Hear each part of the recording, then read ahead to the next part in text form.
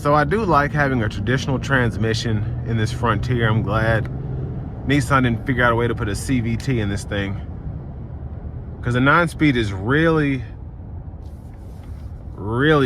nice to have.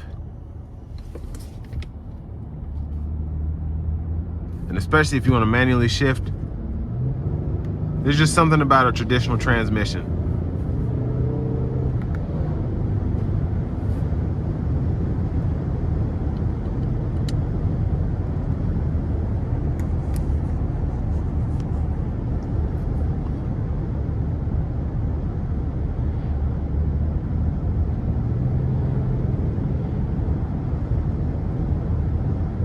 And relatively quick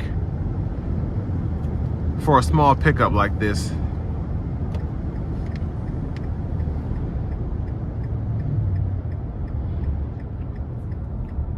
And comparing this to the Colorado, of course, I think the new Canyon and Colorados are coming out next year. But really, other than that and the Tacoma, I'm sure there's some I'm missing, but those are the main competitors in terms of the mid-size pickup market. Frontier's pretty much on top in my opinion right now, just because they just had the refresh, I think 22, and they just came hard with it. This feels bigger than both of those vehicles. It feels more modern than both of those vehicles. And personally, I like how this drives compared to the V6 versions of the Tacoma and the Colorado Canyon.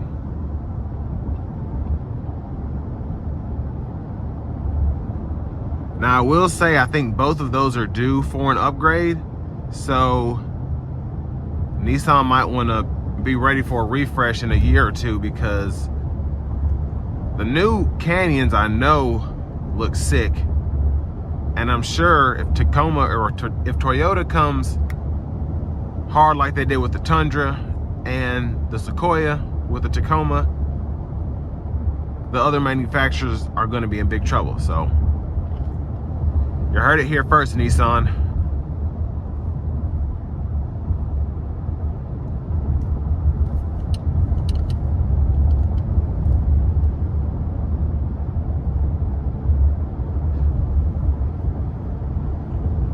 But I really like how this rides. Really like the overall feel of it, how it drives.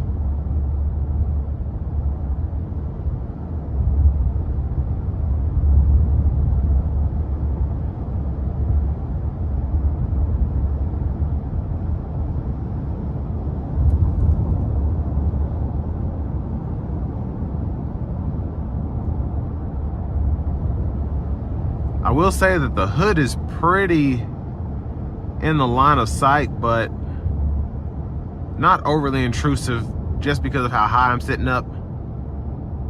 But it is there, which can be problematic to shorter people. But you can get this seat up pretty high, like I said, so you shouldn't have an issue with it. But definitely, if that's something that gets in your way a lot, having a higher hood, test drive this for yourself before you make a decision, because that can get dangerous.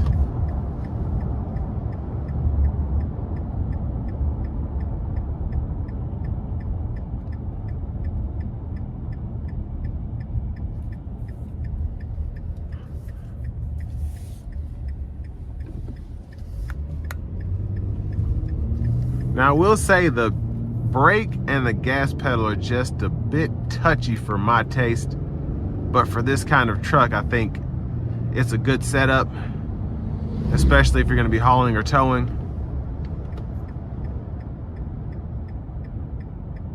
I mean, they're very responsive, I'll give it that. The brake pedal just doesn't seem as linear as I would like. And I mean, I'm picking at straws with that because it's not as bothersome, it's just something I noticed.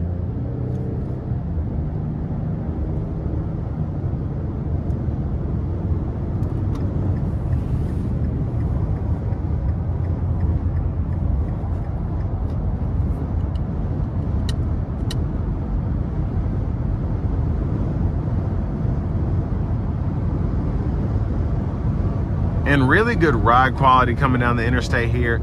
I can feel it moving, but it's not uncomfortable or jarring at all.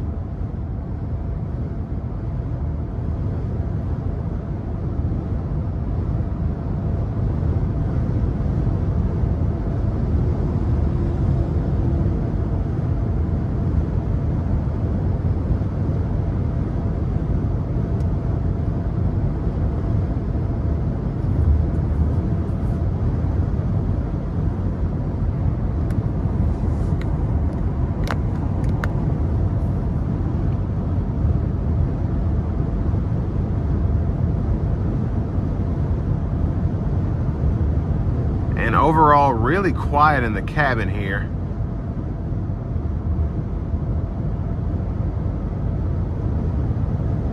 I really can't hear the tires at all. I can just hear the slightest wind noise.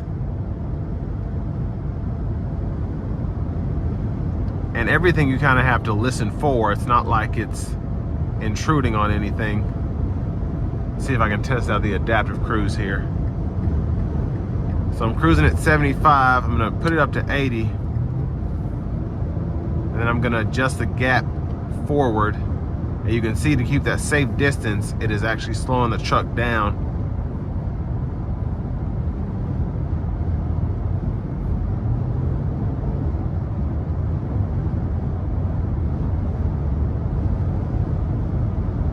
Now it's interesting, this gap adjust is not as linear as the Murano. When I get behind a vehicle in the Murano, it kind of is reading how fast that vehicle is going and kind of matches speed, but here it's just kind of going back and forth, but still pretty good.